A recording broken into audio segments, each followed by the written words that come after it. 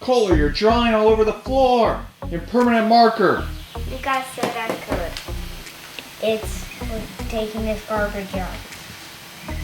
I mean, we're putting stuff in it, so. It's day 20 of this remodel on this 2014 Jayco, and hoping to have a super productive day. My plan is to get all the flooring finished, which might be easier said than done.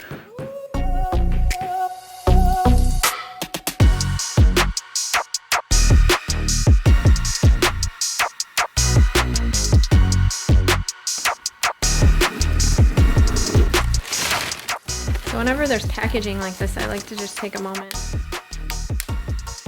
and enjoy the pop. It brings me back to my childhood. Oh, look at that gorgeous hairpin leg. Never knew what a hairpin leg was, but now I do, and they come in an assortment of sizes. Yeah, and colors if you want as well. It's very mid-century modern, if you will. Design meetings are important, and they're something that we do throughout the entire renovation process.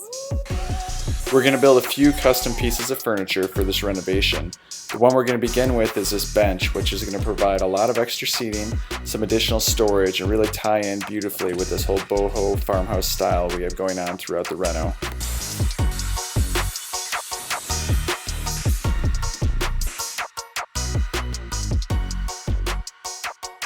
Secondly, we're going to build a custom base for our futon. So this is going to provide extra storage, but most importantly, it's going to allow the futon to slide out and turn into a bed if needed. The futons that we've used for the last few renovations have been just a little too long for the space, so we've had to cut them down a bit, which makes me pretty nervous.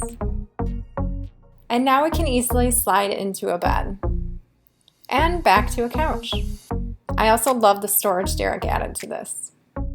Another is going to be a really cool table using those hairpin legs that's going to allow you to slide it forward and turn it into a desk or a sit-up bar.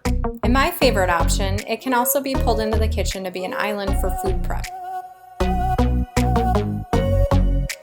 The Jayco renovation is nearing completion, and we cannot wait to share it with you.